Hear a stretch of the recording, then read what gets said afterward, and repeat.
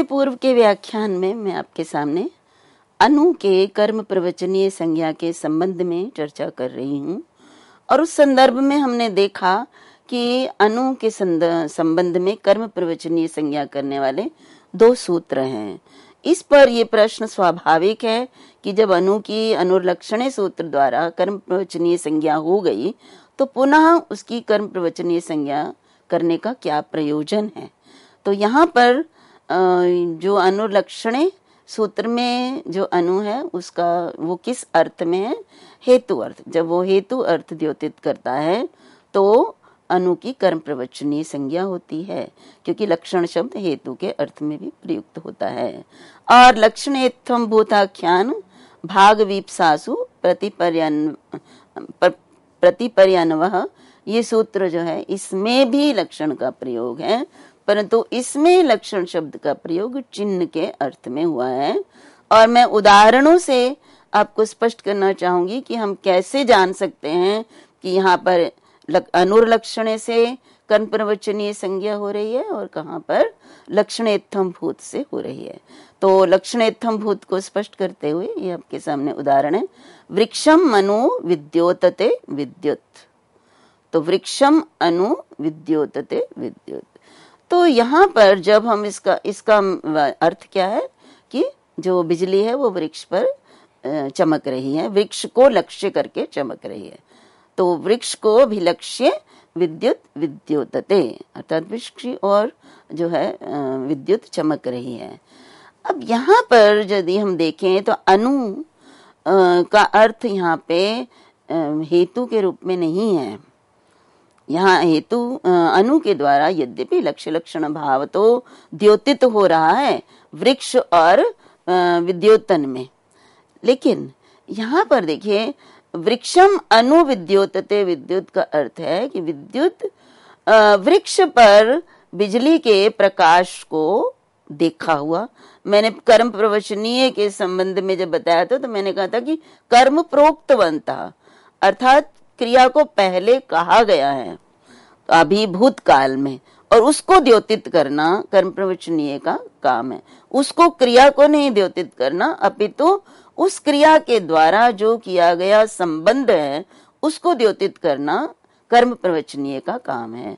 तो यहाँ पे देखिए कि वृक्ष पर बिजली के प्रकाश को देखकर, वृक्ष के ऊपर पड़ते हुए बिजली के प्रकाश को देखकर ही ये कहा गया कि वृक्ष पर बिजली चमक रही है। मतलब बिजली वृक्ष को लक्ष्य करके चमक रही है, विद्युत तो वृक्ष को लक्ष्य करके चमक रही है, तो विद्युत का चमकना लक्षण है और वृक्ष जो है वो लक्ष्य है। तो ये लक्ष्य लक्षण भाव अनु के द्वारा द्योतित हो रहा है। वो कैसे? पूर्व में उस वृक्ष पर विद्युत के प्रकाश को देखते हुए अनु के द्वारा इन दोनों में ही संबंध द्योतित हो रहा है, तभी हमें पता चल रहा है कि वृक्ष पर बिजली चमक रही है। तो ये यहाँ पर हेतु नहीं है, वृक्ष हेतु नहीं है बिजली के चमकने का, तो इसलिए यहाँ पर वृक्ष जो है चिन्ह है, जो चिन्ह को देखकर वृक्ष पर बिजली जो है वो दिखाई दे रही है, वृक्ष की तरफ आ रही है। तो इसलिए यहाँ पर हम लक्षण अर्थ जब चिन्ह में होता है कि वृक्ष पर बिजली के चिन्ह को देखकर ये पता चल रहा है कि यहाँ पर बिजली चमक रही है, तो ये यहाँ पर लक्षण हेतु अर्थ नहीं है, अपितु चिन्ह अर्थ है। तो लक्षण इस अर्थ में जब होता है तो अनु की कर्म प्रवचनीय संज्ञा होती है। अब मैंने आपको पहले अभी पीछे ये बताया था कि हेतु से तृतीया भक्ति जो है होती है, परंतु हेतु का देखिए उदाहरण है धनेन कुलम। तो धनेन कुलम यहाँ पर हेतु है, धन के लिए, कुल जो है वो धन से है, तो यहाँ पर हेतु में तृतीया भक्ति है। इस प्रकार की तृतीया भक्ति वहां पे नहीं हो सकती है लक्षण अर्थ जहाँ पे हेतु अर्थ है। तो इस प्रकार से ये अनुर्लक्षणे सूत्र की व्याख्या मैंने आपके सामने रखी है। और कर्म प्रवचनीय संज्ञा का परिणाम क्या है, क्यों कर्म प्रवचनीय संज्ञा होती है, ताकि जो अन्य विभक्तियां प्राप्त हो रही हैं वो ना हो। तो इसके लिए सूत्र है कर्म प्रवचनीय युक्ते द्वितीया। तो इसके जब वृत्ति देखते हैं तो वृत्ति है एतेन योगे, अर्थात जब कर्म प्रवचनीय का योग होगा जिस वाक्य में, तो वहां द्वितीया भक्ति का प्रयोग होता है। और इसका उदाहरण जो है जब पर्जन्य जपम अनुप्रावर्षत, तो पर्जन्य जो है जपम अनुप्रावर्षत, ये अनुर्लक्षणे में जब मैंने आपको समझाया उदाहरण, उसी उदाहरण को यहाँ पर आपके सामने प्रस्तुत किया गया कि कर्म प्रवचनीय पूर्व सूत्र से संज्ञा हुई और यहाँ पे इसीलिए जपम में द्वितीय भक्ति का प्रयोग होगा कर्म प्रवचनीय होने के कारण। और हेतुभूत जपोपलक्षितम वर्षणम इत्यर्थ, ये पूर्व में आपको मैंने स्पष्ट कर दिया। परापि हेतु तृतीया अनेन बाध्यते, हेतु तृतीया परवर्ती है लेकिन फिर भी उसका बाद होकर यहाँ पर कर्म प्रवचनीय युक्त से द्वितीय भक्ति का प्रयोग होगा, क्योंकि कर्म प्रवचनीय संज्ञा है।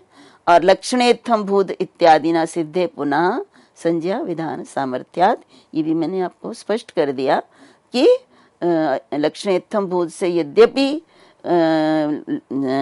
कर्म प्रवचनीय संज्ञा सिद्ध हो गई थी, परंतु फिर से संज्ञा करना ही कारण है कि हेतु तृतीया नहीं होगी। और इसी संदर्भ में मैंने आपको इस सूत्र का दूसरा अर्थ भी दिया कि लक्षण, ये शंका भी हो सकती है ना कि आचार्य पाणिनि एक ही अर्थ में दो बार कर्म प्रवचनीय संज्ञा क्यों करते हैं। तो पहले वाले में अनुर्लक्षणे में तो लक्षण हेतु के लिए, और यहाँ लक्षण में चिन्ह अर्थ में प्रयुक्त हुआ है।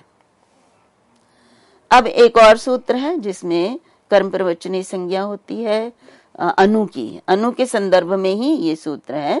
तो तृतीयार्थे अस्मिन् द्योत्ये अनुरुक्त संज्ञा स्यात्, जब अनु के द्वारा तृतीया का अर्थ द्योतित होता है तो अनु की उक्त संज्ञा अर्थात कर्म प्रवचनीय संज्ञा होती है।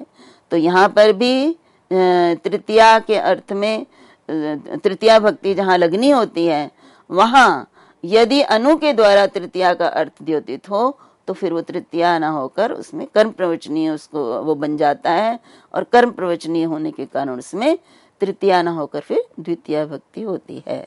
ये आपके सामने उदाहरण है जिनको मैं आपके सामने इस सूत्र को स्पष्ट करते हुए स्पष्ट करूंगी। और उनमें जो पहला उदाहरण है वो है नदीम अन्ववसिता, नदीम अन्ववसिता सेना, नदीम अनु असिता। तो यहाँ अनु अव और सिता, यहाँ पे यदि हम इसको विग्रह करेंगे तो इसमें देखिए एक तो अनु है और एक अव है और एक सिता है। तो यहाँ पर जब इस सूत्र इस उदाहरण का जब मैं अर्थ आपके सामने स्पष्ट करती हूँ तो अर्थ है नदी, ये जो सिता है शीय धातु होती है, शीय धातु बंधने और उसके साथ तो प्रत्यय लगता है तो सित बनता है, तो सित और टाप प्रत्यय लगे सिता। तो इसका अर्थ क्या है कि नदीम अन्ववसिता, नदीम अनु अवसिता, अब उपसर्ग है। देखिए यहाँ पे दो दिए हैं, एक अनु और एक अव, तो अव तो उपसर्ग है क्योंकि अवसिता ये सित के साथ अव का संबंध है, इसलिए यहाँ पर अवसिता में अव उपसर्ग है। परंतु अनु का अर्थ क्या है, तो अनु यहाँ पे उपसर्ग नहीं है, कर्म प्रवचनीय है। क्यों? क्योंकि जब हम इस उदाहरण का अर्थ देखते हैं तो उदाहरण का अर्थ है कि नद्या सह संबद्धा इत्यर्थः।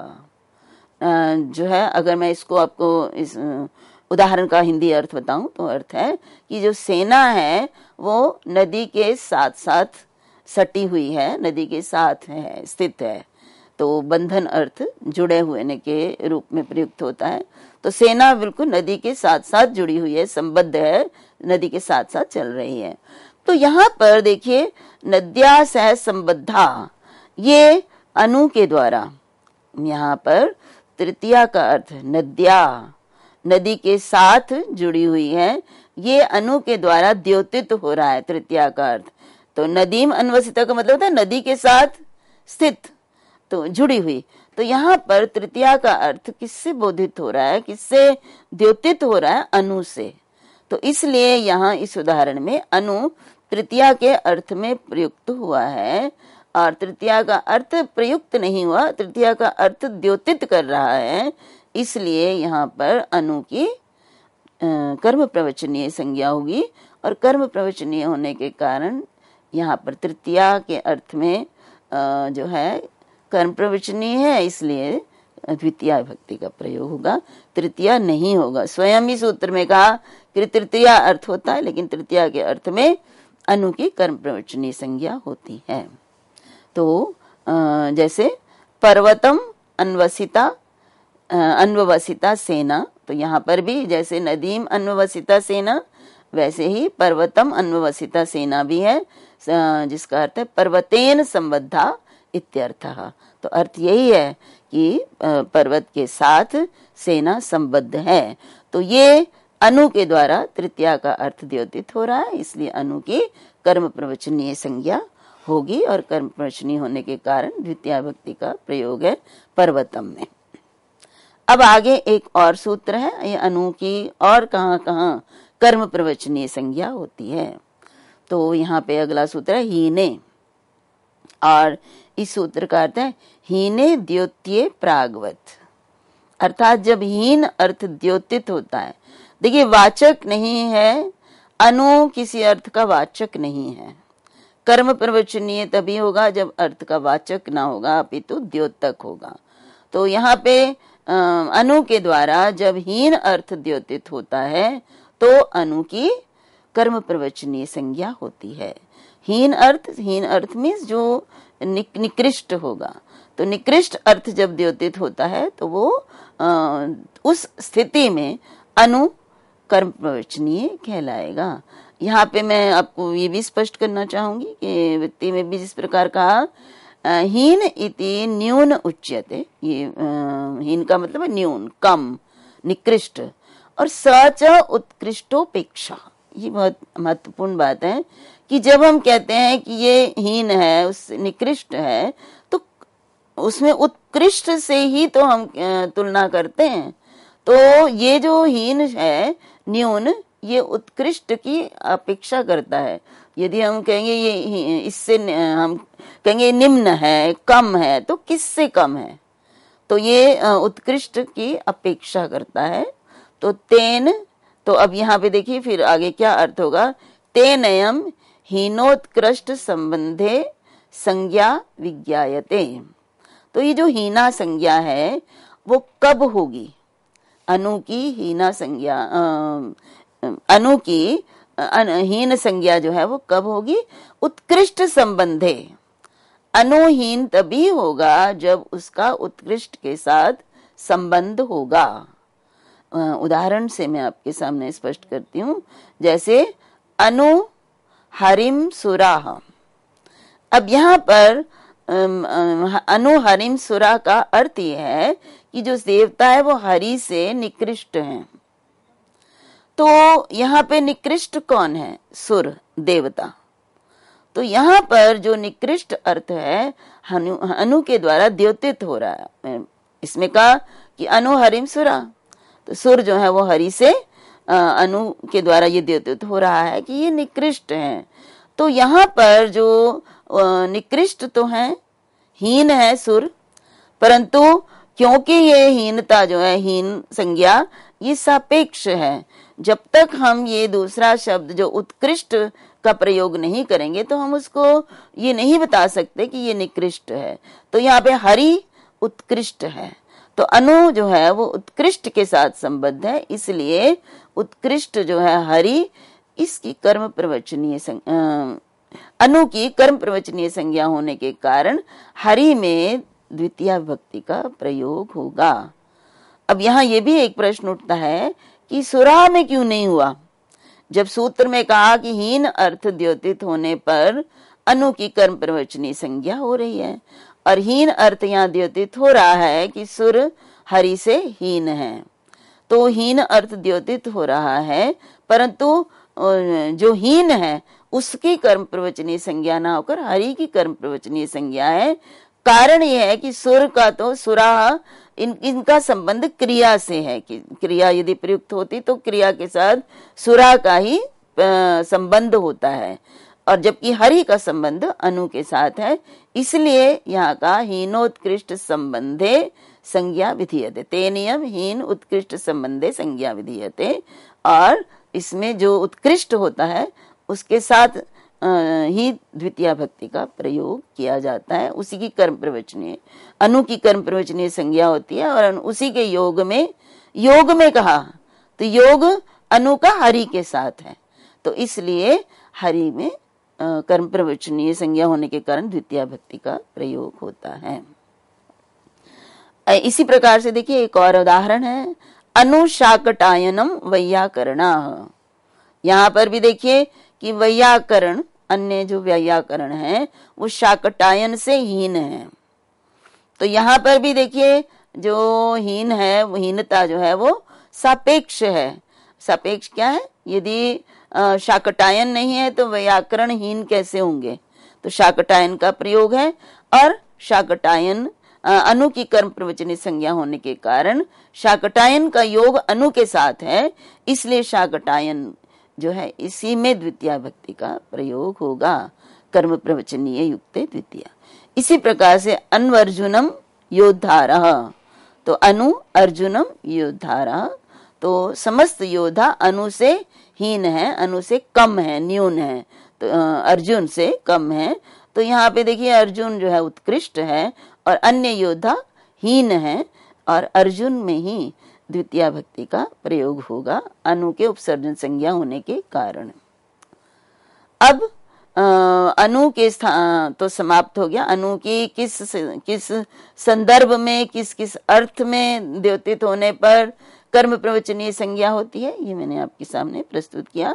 इसके अतिरिक्त यदि अनु का इन अर्थों में प्रयोग नहीं है तो अनु की कर्म प्रवचनीय संज्ञा नहीं होगी, और जो जो हमें विभक्तियां, जो जो कारक प्राप्त होते हैं वो उसी प्रकार से होंगे। आगे आने वाले सूत्रों से भी जो कारक प्राप्त होगा या जो विभक्ति प्राप्त होगी वो लगाई जाएगी।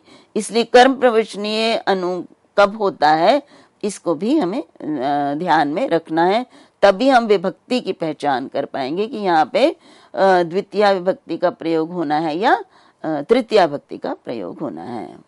अब अगला सूत्र आपके सामने उपोधिके।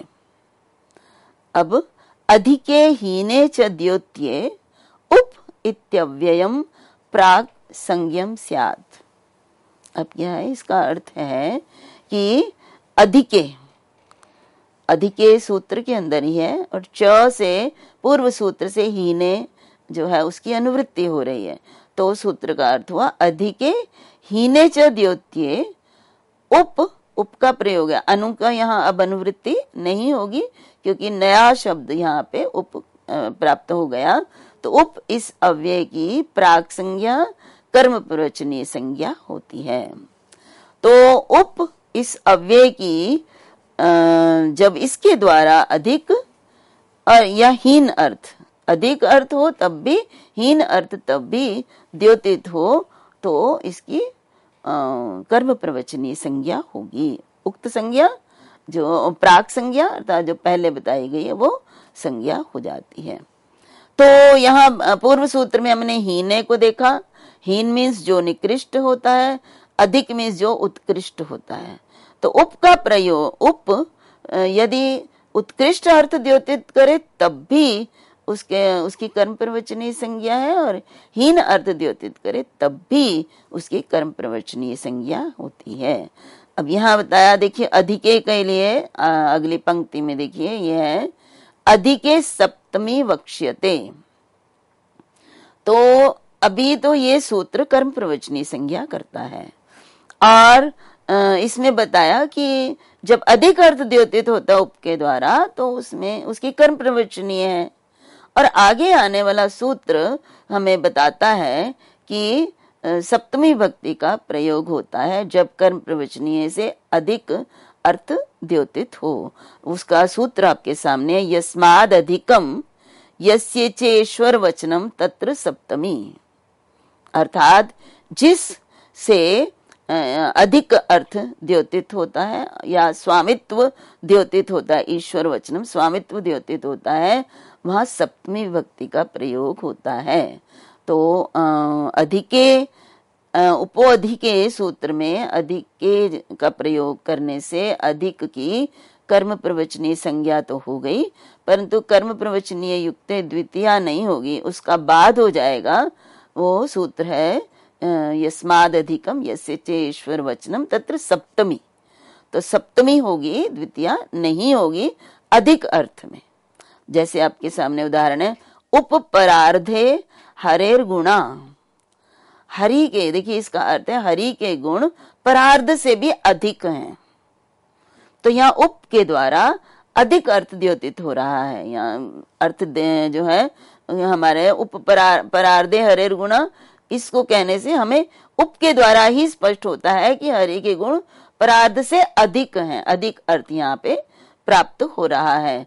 तो अधिक अर्थ जब है तो इसलिए उप की यहाँ पर कर्म प्रवचनीय संज्ञा तो प्रस्तुत सूत्र द्वारा होती है, लेकिन यहाँ अधिक अर्थ है इसलिए यहाँ पर सप्तमी विभक्ति का प्रयोग होकर उपपरार्धे हुआ है, ना कि परार्धम हुआ है।